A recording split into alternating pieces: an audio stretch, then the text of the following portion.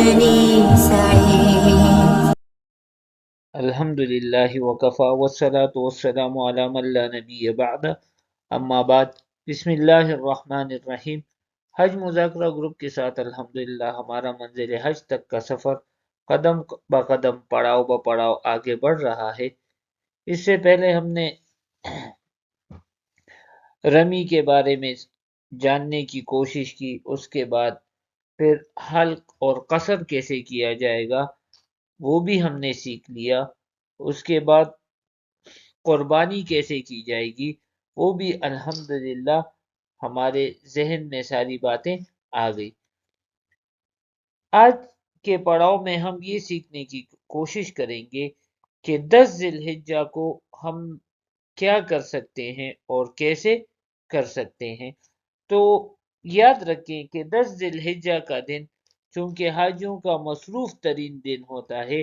کیونکہ اس میں سب کام کرنے ہوتے ہیں، بڑے شیطان کی رمی، اس کے بعد پھر حلق قصر، پھر قربانی، پھر طواف زیارت۔ تو اس مناسبت سے اختصار کے ساتھ آپ کے لیے کچھ تجاویز پیش کی جا رہی ہیں۔ اختصار اس معنی سے کہ اس کی مکمل تفصیل ہماری ایک اور سیریز ہے رہنمائے اصول، تو اس میں انشاءاللہ اس کی مکمل تفصیل آپ کے سامنے پیش کی جائے گی۔ تو دیکھیں الحمدللہ رمی ہو گئی، حلق قصر ہو گیا، قربانی اور طواف زیارت کے بارے میں تھوڑی سی وضاحت ضروری ہے۔ تو اگر آپ چاہتے ہیں کہ قربانی خود سے کریں اور اپنے ہاتھ سے قربانی کرنا چاہتے ہیں، اپنے ہاتھ سے مطلب یہ کہ اپنے سامنے کرنا چاہتے ہیں، تو دو صورتیں ہو سکتی ہیں۔ یا تو آپ اکیلے ہوں گے یا آپ کے ساتھ صرف ایسے ساتھی ہوں گے مرد جو خود سب قربان گاہ جا سکتے ہوں، تو ایسی صورت میں آپ کے لیے مناسب دو طریقے ہیں۔ پہلا طریقہ تو یہ ہے کہ رمی کرنے کے بعد یعنی بڑے شیطان کو کنکر مارنے کے بعد آپ دائیں جانب کو مڑ کر طریق ملک خالد سے یعنی ملک خالد روڈ سے آگے چلتے ہوئے طریق المشاۃ یعنی پیدل چلنے والوں کا جو راستہ ہے 15 نمبر، اس پر چلتے ہوئے سیدھے قربان گاہ پہنچ جائیں گے۔ دوسری صورت یہ ہے کہ آپ طریق ملک خالد سے نہ جائیں بلکہ طریق ملک فہد یعنی ملک فہد روڈ سے آگے چلتے ہوئے دائیں جانب پیدل چلنے والوں کا 25 نمبر جو راستہ ہے طریق المشاۃ، اس سے بھی آپ سیدھے قربان گاہ جا سکتے ہیں۔ تقریباً 4 سے 5 کلومیٹر کا فاصلہ ہے جو آسانی سے 1 گھنٹے میں انشاءاللہ طے ہو جائے گا۔ اس فاصلے کو طے کرنے کے بعد آپ مینا کی سرکاری قربان گاہ پہنچ جائیں گے۔ وہاں سے آپ سرکاری ریٹ پر قربانی کا کوپن لے لیں گے اور اپنے سامنے اپنی قربانی کروا سکیں گے۔ قربانی کرنے کے بعد آپ کے پاس یہ بھی آپشن ہے کہ آپ مینا میں اپنے کیمپ آ جائیں، خوب آرام کریں، حلق کر لیں، آرام کر لیں اور شام کو آرام سے طواف زیارت کر لیں۔ یا آپ چاہتے ہیں کہ نہیں میں آج کے دن طواف زیارت نہیں کرنا چاہتا، تو اس میں الحمدللہ گنجائش ہے، 10 کو کرنا ضروری نہیں ہے، 11 12 کو بھی آپ کر سکتے ہیں، تو آپ کل بھی وہ طواف زیارت کر سکتے ہیں، کوئی مسئلے کی بات نہیں ہے۔ آپ کل بھی رمی سے پہلے یا بعد میں طواف زیارت کے لیے جا سکتے ہیں۔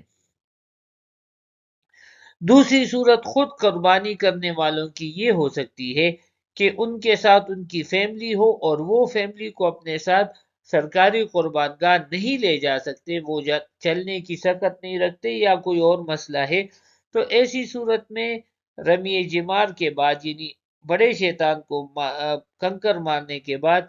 آپ کو نہ تو طریق فہد پر جانا ہے نہ کسی اور طریق پر، بلکہ طریق ملک فیصل پر یعنی ملک فیصل روڈ پر آپ کو جانا ہے۔ یا اگر آپ ٹرین سے آئے ہیں تو ٹرین سے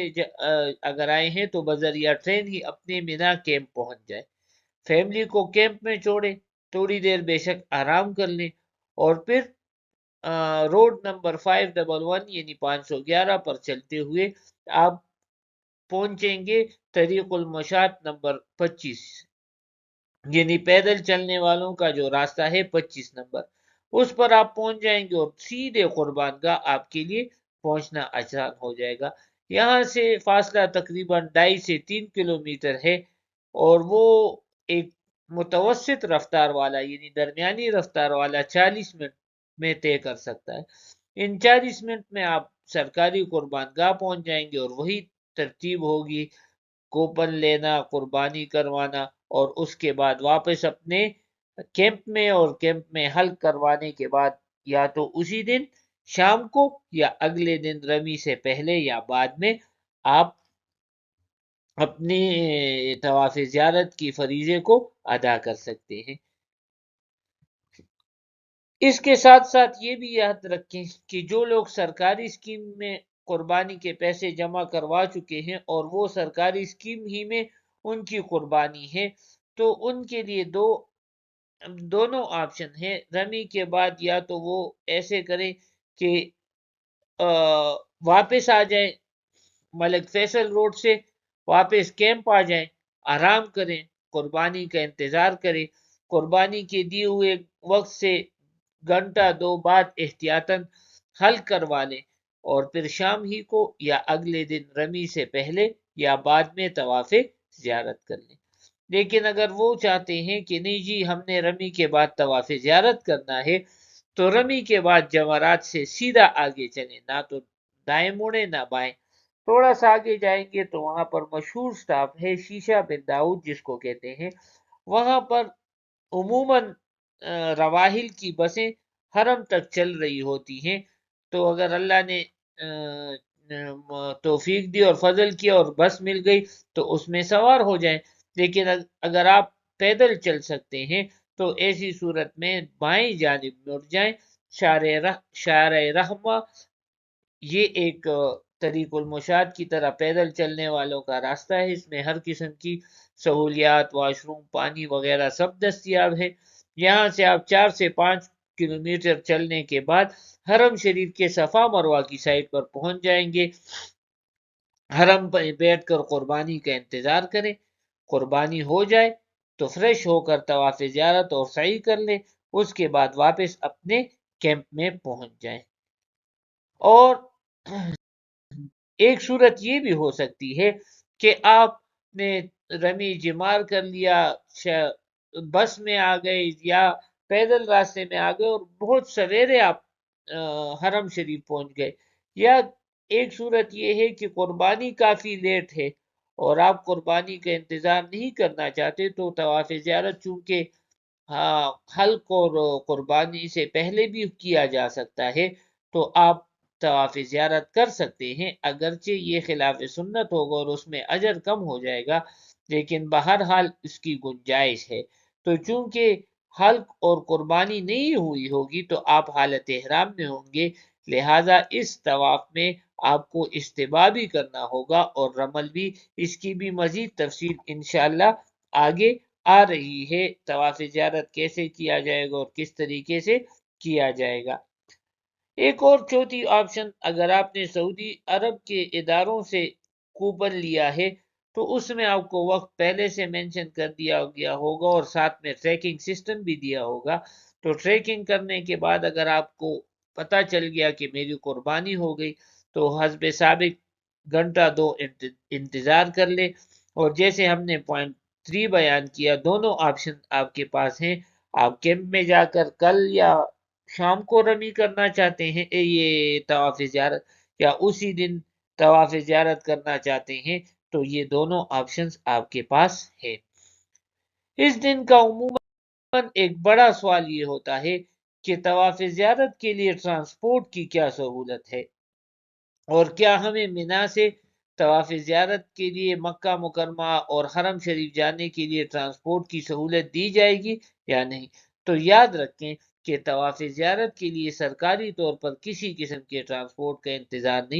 انتظام نہیں ہوتا۔ جیسے پہلے عرض کیا کہ جمرات سے اگر آپ آگے شیشہ بن داؤد سٹاپ پہنچ گئے تو وہاں سے پرائیویٹ ٹیکسی بھی مل سکتی ہے،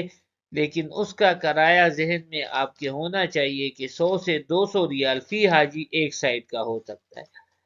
اور اس کے ساتھ ساتھ کچھ پرائیویٹ کمپنیاں جیسے رواحل کی بسیں حاجیوں کی خدمت کے لیے فری ٹرانسپورٹ بھی مہیا کرتی ہے، لیکن ہو سکتا ہے کہ وہ دستیاب نہ بھی ہو۔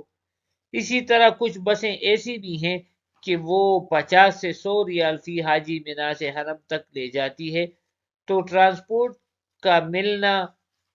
کس وقت مل سکتا ہے، کس وقت مل سکتی ہے ٹرانسپورٹ، نہیں مل سکتی، اس اس کا فیصلہ ابھی سے کرنا بہت مشکل ہے اور آپ کو بتانا بھی مشکل ہے۔ لیکن بہرحال شیشہ بن داؤد سے مشہور چوک 511 یا بعض اوقات فیصل کبری یعنی فیصل پل سے بھی، برج سے بھی آپ کو ٹرانسپورٹ مل سکتی ہے۔ شیشہ بن داؤد پر مکہ بس سروس بھی حرم کے لیے دستیاب ہوتی ہے، جس سے حرم کے غزہ بس سٹاپ پر آپ جا سکتے ہیں۔ لیکن جیسے پہلے عرض کیا کہ یہ سارے آپشنز یا تو مل بھی سکتے ہیں، نہیں بھی مل سکتے، تو الٹرنیٹ اور متبادل کے طور پر آپ کو 100% ذہنی طور پر اپنے آپ کو پیدل سفر کے لیے تیار رکھنا چاہیے، اور ساتھ ساتھ اپنے آپ کو باخبر بھی رکھیں تاکہ موقع پر آپ درست فیصلہ کر سکیں۔ اب باخبر کیسے رہیں گے؟ تو انشاءاللہ حج مذاکرہ گروپ اور حج ٹاکس کی ٹیم آپ کے ساتھ انشاءاللہ رابطے میں رہے گی، اور آپ بھی ان کے ساتھ رابطے میں رہیں گے، تو وہ آپ کو انشاءاللہ ٹرانسپورٹ کے بارے میں آگاہی دیتے رہیں گے۔ لیکن آخر میں تمام حجاج کرام سے ایک عاجزانہ درخواست اور ایک عاجزانہ اپیل کہ عزیزیہ بطحہ قریش جانے والوں سے یہی گزارش ہے کہ 28 دن آپ کا قیام وہی ہوگا، اور حج زندگی میں بہت کم ہی لوگوں کو دوسرا اور تیسرا نصیب ہوتا ہے۔ اللہ ہم سب کو بار بار حج پر جانے کی توفیق عطا فرمائے۔ تو کم از کم 5 دن حج کی ترتیب جو کہ ہمارے پیارے آقا حضرت محمد مصطفیٰ صلی اللہ علیہ وسلم سے منقول ہے، اسی کی ترتیب سے چلیں، کسی سنت اور کسی مستحب کو چھوڑنے کی کوشش نہ کریں۔ سارے زندگی ہماری سہولیات میں گزری، اچھے اچھے کمروں میں، اچھے اچھے بیڈز میں گزری، اگر یہ 3-4 دن ہمارے مینا کے کیمپس میں سنت کی ادائیگی کی نیت سے گزر جائیں، بے شک اس میں ہمیں کچھ نہ کچھ تکلیف بھی برداشت کرنی پڑے، لیکن اس کا اجر انشاءاللہ حج مبرور کا بدلہ جنت کے سوا کچھ نہیں۔ تو اگر ہمیں اس تھوڑی سی مشقت کے بدلے میں جنت مل جائے تو یقیناً یہ کوئی گھاٹے کا سودا نہیں، خسارے کا سودا نہیں۔ اللہ جل شانہ سے دعا ہے کہ اللہ ہمیں بار بار ایسے مبارک موقع نصیب فرمائے اور ہمارا حج یہ سنت نبوی کے مطابق ہو۔ آمین یا رب العالمین، وآخر دعوانا ان الحمدللہ رب العالمین۔